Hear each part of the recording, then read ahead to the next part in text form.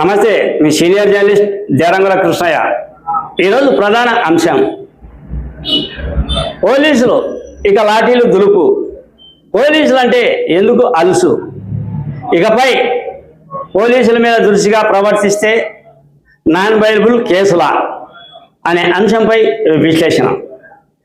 కూటమి ప్రభుత్వం అధికారం చేపట్టినప్పటి నుంచి పోలీసులకు అటు తర్వాత ప్రతిపక్షానికి అనే కోణంలో యుద్ధం నడుస్తూ ఉన్నట్లు ఉంది. పోలీసులు ఏం చేస్తారు?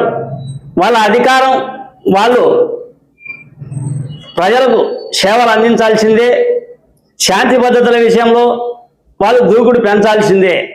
పోలీసులు చురుకుగా పనిచేస్తే అసాంఘిక కార్యక్రమాలు కావచ్చు, అరాచక శక్తులు కావచ్చు, అటు తర్వాత మిగతా రౌడీ మూకలు కావచ్చు, విధ్వంసాన్ని సృష్టించే వాళ్ళు కావచ్చు, అందరూ కూడా పోలీసులు అంటే భయపడాల్సిందే కదా.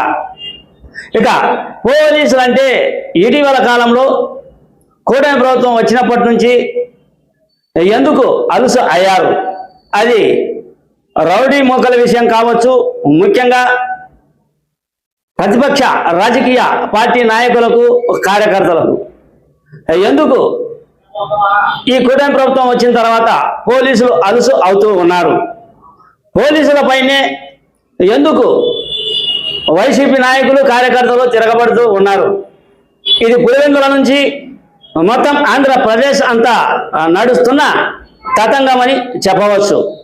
ముఖ్యంగా పులివెందుల విషయానికి వస్తే, ఒకానొక టైంలో మాజీ ముఖ్యమంత్రి వైఎస్ జగన్మోహన్ రెడ్డి పులివెందుల డిఎస్పీ మురళీ నాయక్పై తన ఆక్రోశాన్ని వెళ్ళగక్కాడు. ఆయన పులివెందుల పర్యటనలో భాగంగా స్వయంగా డిఎస్పీ పైనే ఆయన సీరియస్ అయ్యారు. మా ప్రభుత్వం వస్తే ఏం జరుగుతుందో అనే కోణంలో మాట్లాడినట్లు కూడా అప్పుడు డిఎస్పీ మురళీ నాయక్ పైన ఆరోపణలు గుప్పిస్తున్న మాజీ ముఖ్యమంత్రి జగన్మోహన్ రెడ్డి అంశం అప్పట్లో సోషల్ మీడియాలో హల్చల్ చేసింది. ఈ విషయాన్ని పక్కన పెడితే, ఇటీవల కాలంలో జగన్మోహన్ రెడ్డి ఎక్కడికి వెళ్ళినా కేసుల అంశంగానే వారు అరెస్టులు అయితే, వాళ్ళ నాయకులు అరెస్టులు అయితే, వాళ్ళ నాయకులు ఏదైనా చిన్న సంఘటనలో కేసులలో ఇరుక్కుంటే, అటు తర్వాత లిక్కర్ కానీ, అటు తర్వాత గంజాయి కానీ, అటు తర్వాత పెద్ద స్కామ్లు డబ్బుల విషయంలో కానీ, భూ విషయాలలో కానీ, భూ కబ్జాలలో కానీ కేసులు అనేటివి ఉంటాయి.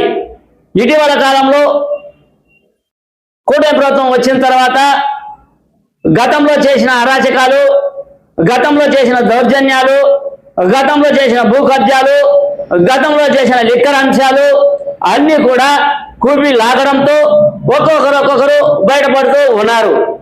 దేనికి తోడు కొంతమంది హత్యా విషయాలు, కొంతమంది భూ కబ్జాలు, మరికొంతమంది రాజకీయాన్ని ఉపయోగించుకొని కొన్ని రకాలైన సంఘటనలు, మరణాలకు సంబంధించిన పరిస్థితులు నెలకొంటూ ఉన్నాయి. అటువంటి వారిని పరామర్శించే కార్యక్రమంలో భాగంగా మాజీ ముఖ్యమంత్రి వైఎస్ జగన్మోహన్ రెడ్డి కార్యక్రమాలను నాంది పలుకుతూ ఉన్నాడు. ఆ కార్యక్రమాలు కొంతమందికి విసుగు పుడుతున్నాయి, కొంతమందికి కూటమి ప్రభుత్వంలో ఉన్నటువంటి నాయకులకు విరక్తి కలుగుతుంది. శాంతి భద్రతలను ఆఘాతం కలిగించే పరిస్థితుల దృష్ట్యా వైఎస్ జగన్మోహన్ రెడ్డి ఇటువంటి కార్యక్రమాలను కొనసాగించే పరిస్థితిని తెస్తూ ఉన్నాడు అనే కోణంలో కూటమి తీవ్ర అసంతృప్తితో ఉంది. మరొక వైపు జగన్మోహన్ రెడ్డి వస్తే, జగన్మోహన్ రెడ్డి పర్యటన ఉంటే జనాలు వాళ్ళు ఎందుకు వస్తున్నారో, ఎందుకు తరలిస్తున్నారో అనే విషయం వైసీపీ నాయకులకు కూడా అర్థం కాని పరిస్థితి. ఏ కోణంలో జనాలను తరలించాలి, ఏ పరిస్థితుల్లో జనాలను తరలించాలి, ఏ సంఘటనలో జనాలను తరలించాలి. సానుభూతి ఒకవైపు, పర్యటనలు ఒకవైపు, బహిరంగ సభలు ఒకవైపు. బహిరంగ సభలు, పెద్ద పెద్ద సమావేశాలకు జనాలను తరలించే పరిస్థితి ప్రతి రాజకీయ నాయకులు చేస్తూ ఉన్నారు. ఇటీవల కాలంలో జగన్మోహన్ రెడ్డి సభలు అటు తర్వాత సమావేశాలు కాదు, కేవలం పరామర్శలు, అటు తర్వాత కేసుల అంశానికి సంబంధించి జైలులకు వెళ్ళడం, ఇటువంటి కార్యక్రమాలకు జనాలను తరలిస్తూ ఉన్నారు వైఎస్ జగన్మోహన్ రెడ్డి అనుచరులు, నాయకులు. అంటే జనాల రద్దీ ఎక్కువ కాలంతో పోలీసులు ఏం చేస్తారు? పోలీసులు వారి బాధ్యత, వాళ్ళ విధులు నిర్వహించాల్సిన పని లేదా? వారు ఏం చేస్తూ ఉన్నారు? వాళ్ళ డ్యూటీ వాళ్ళు చేస్తూ ఉన్నారు. పోలీసుల పైన విరుచుకపడాల్సిన అవసరం ప్రతిపక్ష నేతలకు కానీ ఇతర నాయకులకు కానీ లేదు. ఒకవేళ వాళ్ళకు కోప తాపాలు ఉంటే ఇతర నాయకుల మీద, ముఖ్యమంత్రుల మీద, ఆ తర్వాత మంత్రుల మీద కోపతాపాలు ఉంటే వాళ్ళ మీద వాళ్ళ దూకుడు ప్రవర్తనను పెంచాలే కానీ విధుల్లో పాల్గొన్న, విధులను నిర్వహిస్తున్న, శాంతి భద్రతలను కాపాడుతున్న, ఆ రౌడీ మూకలను అదుపు చేస్తున్న, దౌర్జన్యాలను అదుపు చేస్తున్న పోలీసులపై ఇటీవల కాలంలో ఎక్కువగా విరుచుపడే పరిస్థితి ఎక్కువ అయ్యింది.